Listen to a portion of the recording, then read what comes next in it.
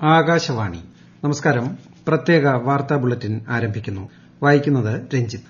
തദ്ദേശ തെരഞ്ഞെടുപ്പിലെ ആദ്യഘട്ടത്തിൽ 5 ജില്ലകളിൽ വോട്ടെടുപ്പ് പൂർത്തിയായി. തിരുവനന്തപുരം, കൊല്ലം, പത്തനംതിട്ട, ആലപ്പുഴ, ഇടുക്കി ജില്ലകളിലായിരുന്നു ആദ്യഘട്ടം വോട്ടെടുപ്പ്. 5 ജില്ലകളിലും പൊതുവെ കനത്ത പോളിംഗാണ് രേഖപ്പെടുത്തിയത്. ഒടുവിൽ റിപ്പോർട്ട് കിട്ടുമ്പോൾ ശരാശരി 72.03 ആണ് പോളിംഗ് ശതമാനം. തിരുവനന്തപുരം 69.72%, കൊല്ലം 72.79%, ആലപ്പുഴ 76.42%, പത്തനംതിട്ട 69.33%, ഇടുക്കി 73.99% എന്നിങ്ങനെയാണ് ആദ്യ റിപ്പോർട്ട് അനുസരിച്ചുള്ള പോളിംഗ് ശതമാനം. കോവിഡ് മാനദണ്ഡങ്ങൾ പാലിച്ചായിരുന്നു വോട്ടെടുപ്പ്. എല്ലാ ബൂത്തുകളിലും സാനിറ്റൈസർ ഉൾപ്പെടെയുള്ള പ്രതിരോധ ഉപകരണങ്ങൾ ഒരുക്കിയിരുന്നു. രാവിലെ 7 മണി മുതൽ വൈകിട്ട് 6 വരെയായിരുന്നു വോട്ടെടുപ്പ്. വോട്ടിംഗ് യന്ത്രം കേടായ ചില ബൂത്തുകളിൽ വോട്ടെടുപ്പിന് അധിക സമയം അനുവദിച്ചിട്ടുണ്ട്. തപാൽ വോട്ടിന് അവസരം ലഭിക്കാത്ത കോവിഡ് ബാധിതർക്കും ക്വാറന്റൈനിൽ കഴിയുന്നവർക്കും വൈകിട്ട് 5 മണി മുതൽ 6 വരെ 1 മണിക്കൂർ സമയം അനുവദിച്ചു. പിപിഇ കിറ്റ് ധരിച്ചാണ് ഇവർ വോട്ട് ചെയ്യാനെത്തിയത്.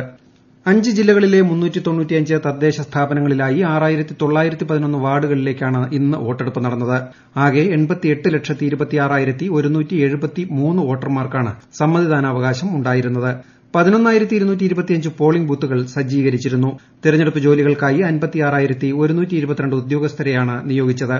ചില ജില്ലകളിലെ പ്രശ്ന സാധ്യതാ ബൂത്തുകളിൽ വെബ്കാസ്റ്റിംഗ് ഏർപ്പെടുത്തിയിരുന്നു. തദ്ദേശ തെരഞ്ഞെടുപ്പിൽ തിരുവനന്തപുരം ജില്ലയിൽ 69.72% പോളിംഗ്. ഏറ്റവും ഒടുവിൽ ലഭിക്കുന്ന റിപ്പോർട്ടുകൾ പ്രകാരം ജില്ലയിലെ വിവിധ ബൂത്തുകളിലായി 19,78,730 വോട്ടർമാർ സമ്മതിദാനാവകാശം രേഖപ്പെടുത്തി. ജില്ലയിലെ പുരുഷ വോട്ടർമാരിൽ 70.98% പേർ വോട്ട് രേഖപ്പെടുത്തി. സ്ത്രീ വോട്ടർമാരിൽ 68.61% വോട്ട് ചെയ്തു. തിരുവനന്തപുരം കോർപ്പറേഷനിൽ 59.72% പേർ വോട്ട് രേഖപ്പെടുത്തി. തിരുവനന്തപുരം ജില്ലയിൽ നഗരപ്രദേശങ്ങളെക്കാൾ ഗ്രാമങ്ങളിലായിരുന്നു കൂടുതൽ പേർ വോട്ട് ചെയ്യാനെത്തിയത്. നെയ്യാറ്റിങ്കര 65.41%, നെടുമങ്ങാട് 63.14%, ആറ്റിങ്ങൽ 64.2%, വർക്കല 65.35% എന്നിങ്ങനെയാണ് പ്രാഥമിക കണക്ക്. കോവിഡ് പശ്ചാത്തലത്തിൽ പോളിംഗ് ഉദ്യോഗസ്ഥർക്ക് വോട്ടെടുപ്പ് സാമഗ്രികൾ വിതരണം ചെയ്യുന്നതിന് വയനാട് ജില്ലാ കളക്ടർ സമയക്രമീകരണം ഏർപ്പെടുത്തി. നാളെ ബ്ലോക്ക് തലങ്ങളിൽ നടക്കുന്ന പോളിംഗ് സാമഗ്രികളുടെ വിതരണത്തിനായി വിവിധ പഞ്ചായത്ത് വാർഡുകളിലേക്കും നഗരസഭാ ഡിവിഷനുകളിലേക്കും വ്യത്യസ്ത സമയക്രമമാണ് നിശ്ചയിച്ചിട്ടുള്ളത്. പോളിംഗ് ഡ്യൂട്ടിയിലുള്ള ഉദ്യോഗസ്ഥർ അവർക്ക് ലഭിച്ച വാർഡ്, ബൂത്ത് നമ്പർ പരിശോധിച്ച് നിശ്ചയിച്ചിട്ടുള്ള സമയപ്രകാരം വോട്ടെടുപ്പ് സാമഗ്രികൾ ഏറ്റുവാങ്ങാനെത്തണമെന്ന് ജില്ലാ കളക്ടർ അറിയിച്ചു. കോഴിക്കോട് ജില്ലയിലെ തദ്ദേശ സ്വയംഭരണ തെരഞ്ഞെടുപ്പുമായി ബന്ധപ്പെട്ട് 3274 വോട്ടിംഗ് മെഷീനുകൾ സജ്ജമാക്കി. കോർപ്പറേഷൻ, ബ്ലോക്ക്, നഗരസഭ എന്നിവിടങ്ങളിലേക്കുള്ള ഇലക്ട്രോണിക് വോട്ടിംഗ് മെഷീനുകളുടെ വിതരണം ആരംഭിച്ചു. പൂർണ്ണമായും കോവിഡ് മാനദണ്ഡങ്ങൾ പാലിച്ചാണ് വിതരണം നടത്തുന്നത്. കോവിഡ് പശ്ചാത്തലത്തിൽ കോഴിക്കോട് ജില്ലയിൽ തദ്ദേശ തെരഞ്ഞെടുപ്പിൽ പൊതുജനാരോഗ്യം ഉറപ്പാക്കാൻ ഓരോ പോളിംഗ് ബൂത്തുകളിലും പോളിംഗ് അസിസ്റ്റന്റുമാരുടെ സേവനം ലഭ്യമാക്കും. 2987 പോളിംഗ് അസിസ്റ്റന്റുമാരുടെ സേവനമാണ് ലഭ്യമാകുക. പോളിംഗ് ബൂത്തുകളിൽ കോവിഡ് മാനദണ്ഡങ്ങൾ പൂർണ്ണമായും പാലിക്കുന്നുണ്ടോയെന്ന് ഉറപ്പുവരുത്തുകയാണ് പോളിംഗ് അസിസ്റ്റന്റുമാരുടെ ചുമതല. സമ്മതിദായകർക്ക് സാനിറ്റൈസർ വിതരണം ചെയ്യുക, സാമൂഹിക അകലം പാലിക്കുന്നുണ്ടോയെന്ന് ഉറപ്പുവരുത്തുക എന്നിവ ശ്രദ്ധിക്കണം. വോട്ട് രേഖപ്പെടുത്തുന്നതിന് തൊട്ടു മുൻപും ശേഷവും സമ്മതിദായകന്റെ കൈകൾ സാനിറ്റൈസർ ഉപയോഗിച്ച് അണുവിമുക്തമാക്കുകയും വേണം. വ്യാഴാഴ്ച രണ്ടാംഘട്ട വോട്ടെടുപ്പ് നടക്കുന്ന 5 ജില്ലകളിൽ പരസ്യപ്രചാരണം വൈകിട്ട് 6-ന് സമാപിച്ചു. കോട്ടയം, എറണാകുളം, തൃശൂർ, പാലക്കാട്, വയനാട് ജില്ലകളിലാണ് രണ്ടാം ഘട്ടം വോട്ടെടുപ്പ് നടക്കുന്നത്. കോവിഡ് നിയന്ത്രണമുള്ളതിനാൽ കൊട്ടിക്കലാശം ഉണ്ടായിരുന്നില്ല. ഈ ജില്ലകളിൽ നാളെ നിശബ്ദ പ്രചാരണത്തിന്റെ ദിവസമാണ്. അവശേഷിക്കുന്ന 4 ജില്ലകളിൽ തിങ്കളാഴ്ചയാണ് വോട്ടെടുപ്പ്. 16-ാം തീയതി ഫലമറിയാം. സംസ്ഥാനത്ത് ഇന്ന് 5032 പേർക്ക് കോവിഡ്-19 സ്ഥിരീകരിച്ചതായി മന്ത്രി കെ ശൈലജ.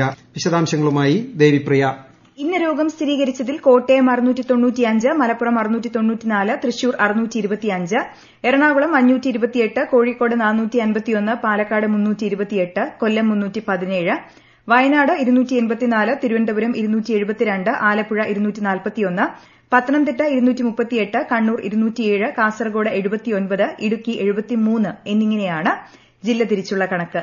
കഴിഞ്ഞ 24 മണിക്കൂറിനിടെ 60,521 സാമ്പിളുകളാണ് പരിശോധിച്ചത്.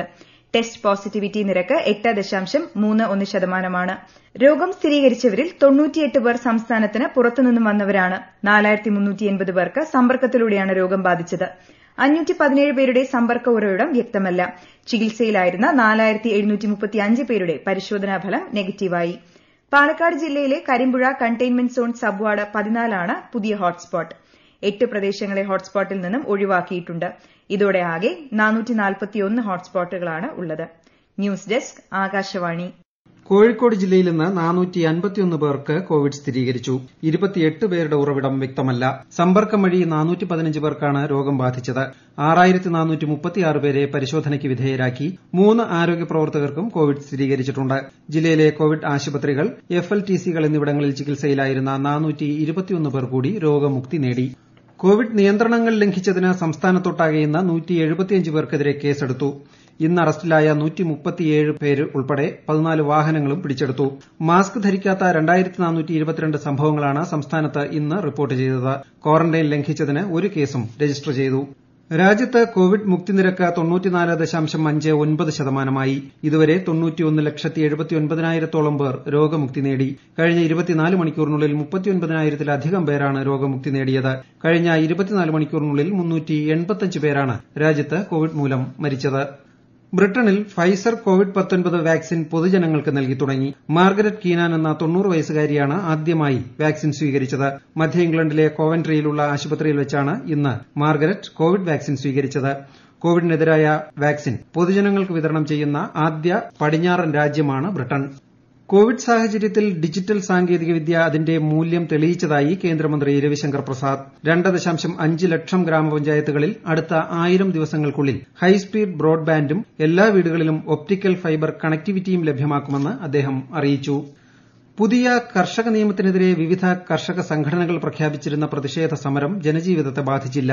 രാവിലെ 11 മണി മുതൽ ഉച്ചയ്ക്ക് ശേഷം 3 മണിവരെ ദേശവ്യാപക പ്രതിഷേധത്തിനാണ് കർഷക സംഘടനകൾ ആഹ്വാനം ചെയ്തിരുന്നത്. തദ്ദേശ തെരഞ്ഞെടുപ്പ് നടക്കുന്നതിനാൽ കേരളത്തെ ഒഴിവാക്കിയിരുന്നു. പ്രധാനമന്ത്രി നരേന്ദ്രമോദിയുടെ പ്രതിമാസ റേഡിയോ സംവാദ പരിപാടിയായ മൻ കി ബാത്തിന്റെ അടുത്ത ഭാഗം ഈ മാസം 27-ന്. ഇതിലേക്കായി ആശയങ്ങൾ ജനങ്ങൾക്ക് നമോ ആപ്പ്, മൈ ജിഒവി ഫോറം എന്നിവ വഴി നൽകാനാകും. 1800117800 എന്ന ടോൾ ഫ്രീ നമ്പറിലും ആശയങ്ങൾ അറിയിക്കാം.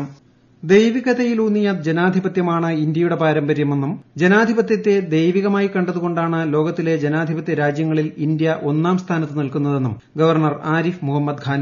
ജനാധിപത്യത്തെ ശക്തിപ്പെടുത്തുന്നതിൽ യുവാക്കളുടെ പങ്ക് എന്ന വിഷയത്തിൽ സ്റ്റുഡന്റ് പോലീസ് കേഡറ്റ്സിന്റെ ഫേസ്ബുക്ക് പേജിലെ പ്രതിവാര പരിപാടിയായ പടവുകളിൽ സംസാരിക്കുകയായിരുന്നു അദ്ദേഹം. ജനാധിപത്യം ഇന്ത്യയിൽ ആഴത്തിൽ വേരോടിയിട്ടുണ്ട്. ജനാധിപത്യത്തിന് നേരെയുള്ള വിധ്വംസക പ്രവർത്തനങ്ങൾക്കെതിരെ ജാഗരൂകരായിരിക്കുകയാണ് ജനാധിപത്യം മുറുകെ പിടിക്കുന്നതിന് പൌരൻ എന്ന നിലയിൽ ഓരോരുത്തർക്കും ചെയ്യാൻ കഴിയുന്നതെന്നും അദ്ദേഹം കുട്ടികളെ ഓർമ്മപ്പെടുത്തി. കേരളത്തിൽ ഒത്തുതീർപ്പ് രാഷ്ട്രീയമാണ് നിലനിൽക്കുന്നതെന്നും ഇത്തവണ അതിന് മാറ്റമുണ്ടാകുമെന്നും ബിജെപി സംസ്ഥാന അധ്യക്ഷൻ കെ സുരേന്ദ്രൻ എറണാകുളത്ത് പറഞ്ഞു.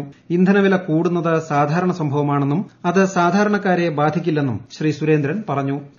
മുഖ്യമന്ത്രി ഇന്നലെയും ഇന്നുമായി കണ്ണൂർ ജില്ലയിലെ നിർമ്മാണത്തിലിരിക്കുന്ന സർക്കാർ പദ്ധതി പ്രദേശങ്ങൾ ഉദ്യോഗസ്ഥരോടൊപ്പം സന്ദർശിച്ച് പ്രഖ്യാപനം നടത്തിയത് തെരഞ്ഞെടുപ്പ് പെരുമാറ്റച്ചട്ട ലംഘനമാണെന്ന് ബിജെപി ദേശീയ നിർവാഹക സമിതി അംഗം PK കൃഷ്ണദാസ് കണ്ണൂരിൽ മാധ്യമപ്രവർത്തകരോട് പറഞ്ഞു. ഇതിനെതിരെ ബിജെപി തെരഞ്ഞെടുപ്പ് കമ്മീഷന് പരാതി നൽകുമെന്നും അദ്ദേഹം പറഞ്ഞു. കേരളത്തിൽ UDFന് അനുകൂലമായ രാഷ്ട്രീയ കാലാവസ്ഥയാണെന്ന് മുതിർന്ന കോൺഗ്രസ് നേതാവും മുൻ കേന്ദ്രമന്ത്രിയുമായ വയലാർ രവി. വിമതശല്യമില്ലെങ്കിൽ കോൺഗ്രസ് ഇല്ല. അഭിപ്രായ സ്വാതന്ത്ര്യമുള്ളതുകൊണ്ടാണ് അഭിപ്രായ വ്യത്യാസം വരുന്നതെന്നും അദ്ദേഹം പറഞ്ഞു. തദ്ദേശ സ്വയംഭരണ സ്ഥാപനങ്ങളിലേക്ക് നടന്ന ആദ്യഘട്ട തെരഞ്ഞെടുപ്പിൽ അതിശക്തമായ UDF തരംഗമാണ് ദൃശ്യമായതെന്ന് പ്രതിപക്ഷ നേതാവ് രമേശ് ചെന്നിത്തല. LDF സർക്കാരിനെതിരെയുള്ള ശക്തമായ ജനവികാരം ഈ തെരഞ്ഞെടുപ്പിൽ പ്രതിഫലിച്ചതായും രമേശ് ചെന്നിത്തല പ്രസ്താവനയിൽ പറഞ്ഞു. കേരളത്തിൽ LDF അധികാരമേൽക്കുമ്പോൾ പറഞ്ഞ കാര്യങ്ങൾ മുഴുവൻ നടപ്പിൽ വരുത്തിയതായി CPI ദേശീയ control commission chairman Pannian Raveendran. പ്രകൃതി ദുരന്തങ്ങളെയും മഹാമാരിയെയും നമ്മൾ അതിജീവിച്ചു വരികയാണെന്നും പന്ന്യൻ പറഞ്ഞു. കണ്ണൂർ പ്രസ് ക്ലബ്ബ് സംഘടിപ്പിച്ച തദ്ദേശ പോര പരിപാടിയിൽ സംസാരിക്കുകയായിരുന്നു അദ്ദേഹം. തദ്ദേശ തെരഞ്ഞെടുപ്പിൽ SNDP യോഗം പ്രത്യേകിച്ച് ഒരു നിലപാടും സ്വീകരിച്ചിട്ടില്ലെന്ന് യോഗം ജനറൽ സെക്രട്ടറി വെള്ളാപ്പള്ളി നടേശൻ. പ്രാദേശികമായ വിഷയങ്ങളും സ്ഥാനാർത്ഥികളുടെ വ്യക്തിപരമായ സ്വാധീനവുമാണ് തദ്ദേശ തെരഞ്ഞെടുപ്പിൽ പ്രതിഫലിക്കുന്നതെന്ന് അദ്ദേഹം പറഞ്ഞു. ചേർത്തല കണിച്ചുകുളങ്ങര സ്കൂളിൽ വോട്ട് രേഖപ്പെടുത്തിയ ശേഷം മാധ്യമപ്രവർത്തകരോട് സംസാരിക്കുകയായിരുന്നു അദ്ദേഹം. പോളിംഗ് ശതമാനം ഉയർന്ന സാഹചര്യത്തിൽ NDA മികച്ച വിജയം നേടുമെന്ന് BDJS അധ്യക്ഷൻ തുഷാർ വെള്ളാപ്പള്ളി. തിരുവനന്തപുരം കോർപ്പറേഷൻ അടക്കം കൂടുതൽ തദ്ദേശ സ്വയംഭരണ സ്ഥാപനങ്ങളിൽ NDA മികച്ച വിജയം നേടും. കേന്ദ്ര സർക്കാരിന്റെ ഭരണ നേട്ടങ്ങളാണ് NDAയ്ക്ക് ഗുണം ചെയ്യുന്നതെന്നും അദ്ദേഹം പറഞ്ഞു. ഇന്ത്യയ്ക്കെതിരായ മൂന്നാം ട്വന്റി ക്രിക്കറ്റിൽ ഓസ്ട്രേലിയയ്ക്ക് 12 റൺസ് വിജയം. 187 റൺ വിജയലക്ഷ്യവുമായി കളിയാരംഭിച്ച ഇന്ത്യയ്ക്ക് നിശ്ചിത ഓവറിൽ 174 റൺസ് എടുക്കാനേ കഴിഞ്ഞുള്ളൂ. പ്രത്യേക വാർത്താ ബുള്ളറ്റിൻ കഴിഞ്ഞു. ആകാശവാണി വാർത്തകളും വാർത്താധിഷ്ഠിത പരിപാടികളും all India radio news Thiruvananthapuram എന്ന യൂട്യൂബ് ചാനലിൽ ലഭ്യമാണ്. കൂടുതൽ വാർത്തകൾക്കായി @AllIndiaRadio News തിരുവനന്തപുരം എന്ന ഫേസ്ബുക്ക് പേജും @ARnews_TVM എന്ന ട്വിറ്റർ ഹാൻഡിലും സന്ദർശിക്കാം. അടുത്ത വാർത്തകൾ നാളെ രാവിലെ 6:45-ന്.